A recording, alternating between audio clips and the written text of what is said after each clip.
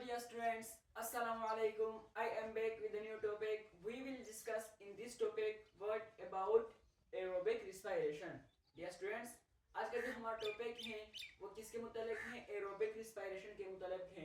हमने पिछले टॉपिक में एनारोबिक रिस्पायरेशन के बारे में पढ़ा था।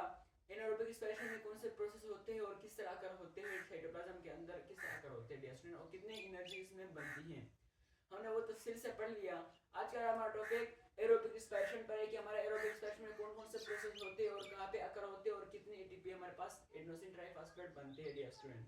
हमारे पास कौन कौन से प्रोसेस अकर होते हैं डियर स्टूडेंट। चलते हैं अपने टॉपिक की तरफ। हमारे पास है एरोबिक रिस्पायरेशन। एरोबिक रिस्पायरेशन हमारे पास इसकी डिफिनेशन कुछ यूं है कि the process in which breakdown of glucose and the presence of oxygen and release large amount of energy is called aerobic respiration. Dear students, हमारे पास वो प्रोसेस, हमारे पास वो रिएक्शन जिसमें ब्रेकडाउन ऑफ ग्लूकोज होता है, किसकी मौजूदगी में? ऑक्सीजन की मौजूदगी में हमारे पास ब्रेकडाउन ऑफ ग्लूकोज हो जाता है और हमारे पास रिलीज्ड हो जाता है लार्ज अमाउंट ऑफ एनर्जी। इसमें हमारे पास एरोबिक रिस्पायरेशन के अंदर हमारे पास क्या होता है? लार्ज अमाउंट ऑफ एनर्जी हमारे पास बनती है। हमारे पास 36 एटीपी इसके अंदर बनती है डियर स्टूडेंट्स। हमारे पास इसके साथ किस तरह हमारे पास होता है, देखो हमारे पास ब्रेकडाउन ऑफ ग्लूकोज C6H12O6 हमारे पास से ब्रेकडाउन हो गया। हमारे पास क्या बन गया? हमारे पास CCO6H2O 36 एटीपी हमारे पास आ गया। इस रिएक्शन से हमारे पास ग्लूकोज की ब्रेकडाउन से हमारे पास क्या हो गया? प्रागण में हमारे पास ये आ गया।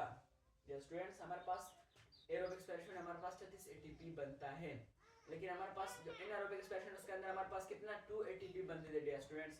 हमारे पास इसमें 3 स्टेप होते हैं। ग्लाइकोलाइसिस प्रोसेस होता है, रीड साइकिल होता है और इलेक्ट्रॉन ट्रांसपोर्ट चेन होता है डियर स्टूडेंट्स। हमारे पास जो वो है ये हमारे पास कहाँ पे आकर होता है? ये हमारे पास साइटोप्लाज्म हो गया। हमारे पास क्या हो गया? साइटोप्लाज्म। हमारे पास ये साइटोप्लाज्म हो गया। ये साइटोप्लाज्म के अंदर हमारे पास क्या होता है? Breakdown of glucose. ये कौन सा प्रोसेस हमारे पास? रीड साइकिल होगा। हमारे पास क्या होगा? ग्लाइकोलाइसिस हो गया। हमारे पास ब्रेकडाउन ऑफ ग्लूकोज क्या होता है? ग्लाइकोलाइसिस प्रोसेस है। हमारे पास जो इलेक्ट्रॉन ट्रांसपोर्ट चेन है उसके अंदर हमारे पास क्या होता था? एनारोबिक रिस्पायरेशन के अंदर हमारे पास सिर्फ ग्लाइकोलाइसिस प्रोसेस होता है, लेकिन हमारे पास एरोबिक रिस्पायरेशन के अंदर हमारे पास 3 स्टेप होते हैं। ग्लाइकोलाइसिस, रीड साइकिल और इलेक्ट्रॉन ट्रांसपोर्ट चेन होते हैं डियर स्टूडेंट्स। हमारे पास ग्लूकोज का ब्रेकडाउन हो गया किसके अंदर?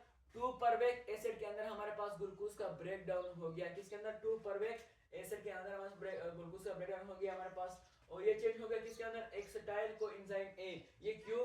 किसके लिए? ताकि हमारे पास ये जो प्रोसेस है वो माइटोकॉन्ड्रिया के अंदर इंटर हो जाए, क्योंकि हमारे पास जो बाकी 2 प्रोसेस है वो किसके अंदर होने हैं? रीड साइकिल और इलेक्ट्रॉन ट्रांसपोर्ट किसके अंदर होने हैं? माइटोकॉन्ड्रिया के अंदर होने। इसके लिए इसकी ब्रेकडाउन होना जरूरी थी। एक्सेटाइल कोएंजाइम के अंदर ब्रेकडाउन होना जरूरी थी 2 परवेक एसिड के लिए स्टूडेंट।